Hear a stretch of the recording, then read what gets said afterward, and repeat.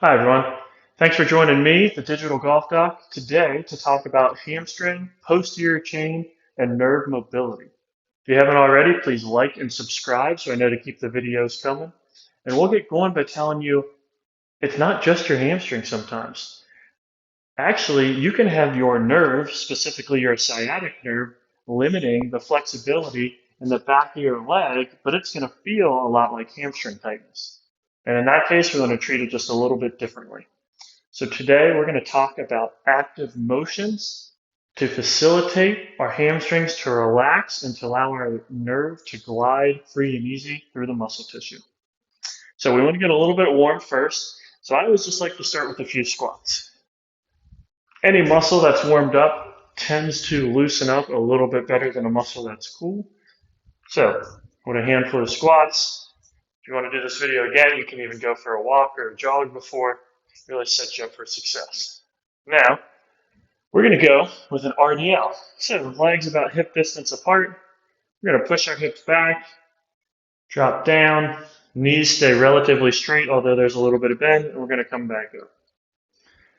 Back down, and come back up. So what you really want to see is this translation posterior of your hips and that build in tension in your hamstring area. Again, I say hamstring area because it could be more than your hamstrings. And again, this is an active motion. This is going to help tell our brain to tell our muscles they can relax a little bit. Quit holding on so hard and protecting against low back pain or whatever it is they're protecting against. Great. Next, we're going to go upright. Put all our weight in the left leg, hands on your hips, knees straight. We're going to lift up until you feel stretching your hamstring and back down. Lift up and back down. Again, we like active motions. They tend to work much better than static stretching. That's why a lot of people come to me and they say, I've been stretching for a year, I haven't gotten anywhere. And I start asking them, well, have you done any active or dynamic stretching? The answer is usually no, and we know exactly where to start. Go ahead and switch legs. While you're weighting the right now, we're going to lift the left. You want to point your toes up and pull them back towards you.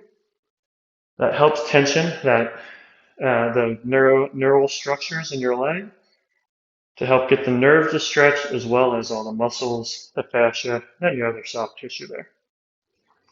We'll do two more. That's one and two. Great. Next, same position. Back to the right leg is the moving one. Balance on our left. We're going to flex our hip, kick our knee straight, come back down. Flex the hip, kick the knee straight, come back down. So we're taking our hamstring, our glutes, our calves through as many different versions of the position as we can. And you'll notice that helps it loosen up a lot better. I think by the time you get to the end of this video, you'll feel a lot better. Same thing on the left.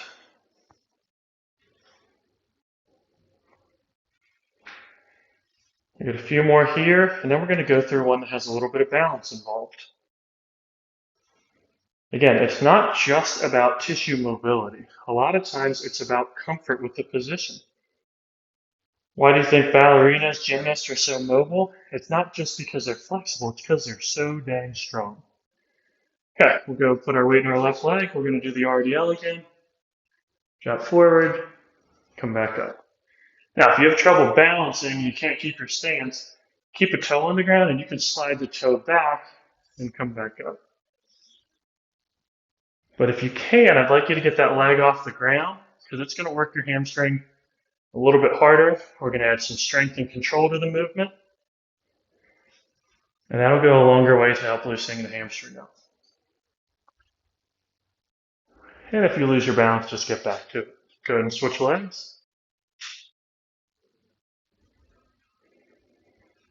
Make sure you're controlling your breathing. You don't want to hold your breath in any of these. Again, any RDL, you're going to feel some of that posterior hip translation. A little bit of knee bend, just enough to make sure you're not locking your knee out. But not as much bend as you would get in like a squat. Good. We'll do one more. Great. Now we're going to go ahead and work to the ground. We'll have a seat. I like to use my hands to keep me nice and straight up. I'll keep one knee bent and I'm just going to slide my foot out and back up. Again, I like to keep my toes pulled back toward me. That's going to pull in those nerve structures even more. So we're going to glide that sciatic nerve as well as the branches of sciatic nerve down in the ankle. We're going to do 3 more. 1, 2, again, still controlling our breathing. 3. And we'll switch legs. Same thing, just glide your heel along the mat. You don't want to put a ton of pressure through it. Again, we're keeping the upper body nice and upright for now. We're going to go into another position next that's actually going to add quite a bit of tension in your nervous system. 1 more. Good. Okay, next, we're actually going to round your lower back on purpose. What I like to do is put my arms around my knee that's not going to be moving. And then the other one I'm going to take down and slide back up. So again, we're going to try and maintain this hunched over position because it increases the tension in our lower spinal cord, our glute region, and then we also up that tension on the sciatic nerve as we slide the leg. Now, I'm going to go and switch sides. If you are very, very tense in your nervous system, this might be pretty uncomfortable. Take it easy. I don't have to go all the way out. I can stop with a little bit of bend here, and then as it loosens up, I can go farther. Or if you just have a lot of that perceptual tightness, but your motion's pretty good, go all the way out there. Again, maintaining that bend in the lower back.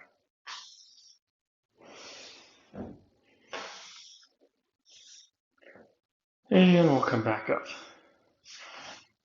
Okay, now we're going to make our way all the way down to our back. Here, we're going to drop one leg straight, and we're going to bring it up, again, pulling our toes toward us.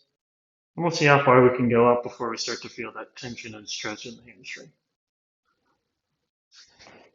So this is a lot like the position we did in standing, except that you're on the ground. Breathing through it, nice calm breath. Anytime we address the nervous system, we want to make sure we control our breathing. We start breathing too quickly or hyperventilating, everything's going to want to tighten up even more. And we'll bring that one down, bend the knee, and we'll address the left side.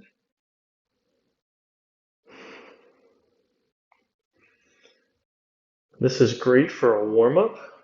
If your hamstring tightness, if you feel like it gets in the way of squatting or really bothers you with any type of motion, you feel like it tugs on your upper back, great to do this before a workout. You can do it in the middle of the day if you're working from home or you have your own office and your hamstrings just get tight and you feel like it's irritating your low back. You can do it after, round the golf or something like that, where you just feel like the tightness picked up and you want to calm it back down. We're going to switch legs. Anytime's really the right time for this. So again, we're going to flex the hip, straighten the leg, bring it down.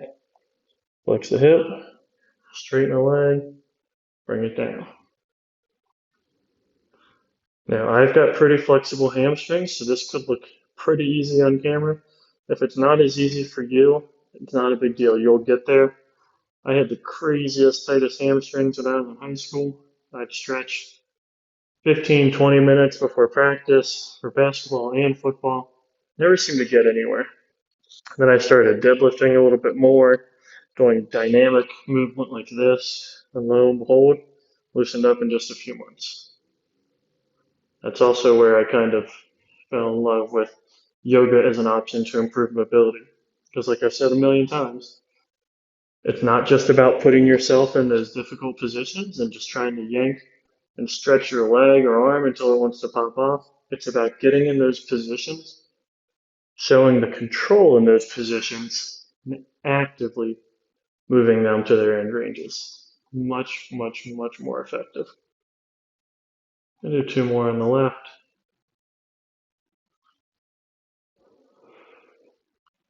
Perfect. Now I'm going to scoot a little bit away from the wall here. So we're going to have a small bit of rotation because the sciatic nerve comes through the glute. So if we can get a little bit of movement of the leg toward the other side, you can feel a little bit more stretch. So what I'm going to do is I'm going to flex my knee, straighten, and reach out. So I should be able to see what I'm doing here. I'm going to do a few on the other side before you guys switch, just so you can see what I'm doing. Again, you'll see my foot come toward the camera and get that little bit of rotation. So if you haven't switched sides, go ahead and switch sides now.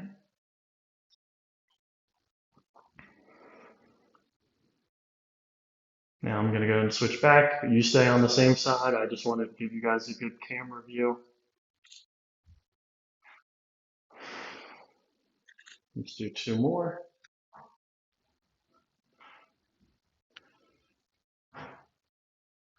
Perfect.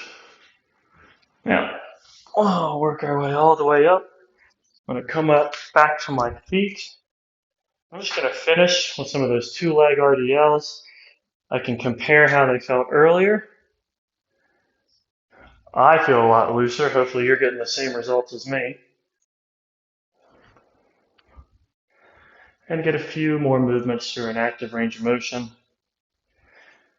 This is an exercise I have people do pretty often with some weights, but you don't need the weights to be effective. And if you do this with weights, you don't need very much weight.